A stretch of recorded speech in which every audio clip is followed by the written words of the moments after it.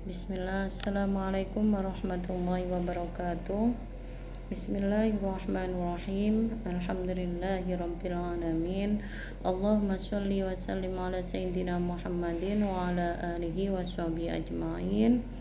Anak-anakku, hari ini kita belajar kitab Uyunul Masail lin Nisa, yaitu kitab yang membahas tentang masalah-masalah perempuan, khususnya haid atau menstruasi.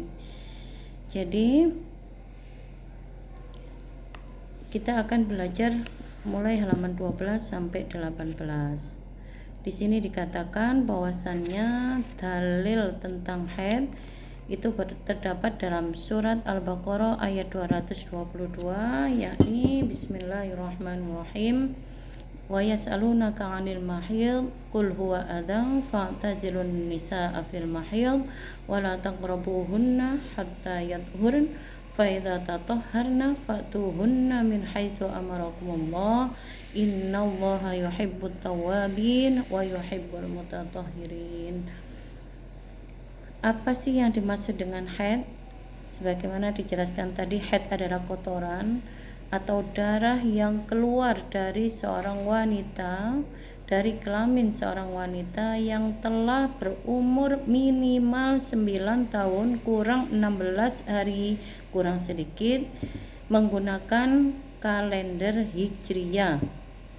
Jadi misalnya Bu Ati tanggal 1 Syawal lahirnya, maka Bu Ati berumur 1 tahun ketika 1 Syawal lagi, ya, tidak menggunakan kalender Masehi, bukan Januari Februari, tapi menggunakan kalender Hijriah. Jadi misalkan ada seorang wanita yang telah berumur 9 tahun kurang 15 hari misalnya, mengeluarkan darah, maka darah yang keluar ini bisa dikatakan darah haid karena usianya sudah 9 tahun kurang 15 hari. Tapi kalau ada anak kecil mengeluarkan darah padahal dia masih berumur 5 tahun, maka darah yang keluar tidak bisa dikatakan haid atau mens karena belum berumur minimal berapa? 9 tahun kurang 16 hari kurang sedikit. Contoh misalkan ada si A atau si Putri, dia berumur 9 tahun kurang 20 hari, maka yang 4 hari lebih sedikit disebut darah istihadhah. Jadi bukan darah haid karena dia kurang 20 hari, umur 9 kurang 20 hari, tapi yang masuk di 16 hari disebut darah haid. Misalkan si Putri tadi umur 9 tahun kurang 20 hari, berarti mengeluarkan darah sebanyak 10 hari, maka yang 4 hari pertama lebih sedikit dikatakan istihadhah, kemudian yang 6 hari kurang sedikit karena sudah masuk umur 9 tahun kurang 16 hari kurang sedikit, maka disebut darah haid. Kemudian selanjutnya hukum belajar ilmu haid. Kita belajar sekarang ini anak-anak, belajar tentang masalah haid. Ini bagi perempuan adalah fardu ain, wajib bagi seorang perempuan mempelajari masalah-masalah yang hubungannya dengan haid, nifas dan istihadhah. Kenapa?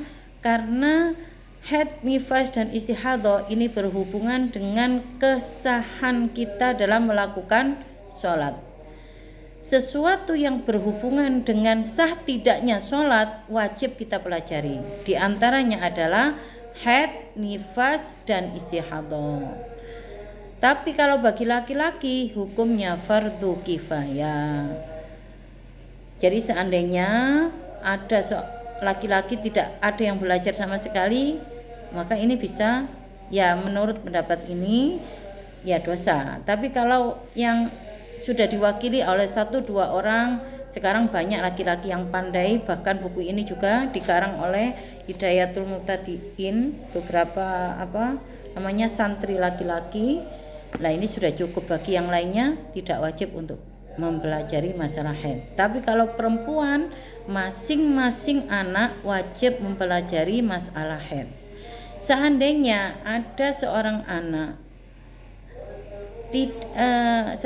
seorang ayah atau orang tua memiliki anak perempuan, maka wajib bagi seorang ayah ini memberikan pembelajaran kepada anaknya. Jika tidak bisa sendiri, maka harus disuruh untuk belajar, baik itu mondok ataupun sekolah. Jadi orang tua wajib memberikan pembelajaran tentang haid kepada anak putrinya.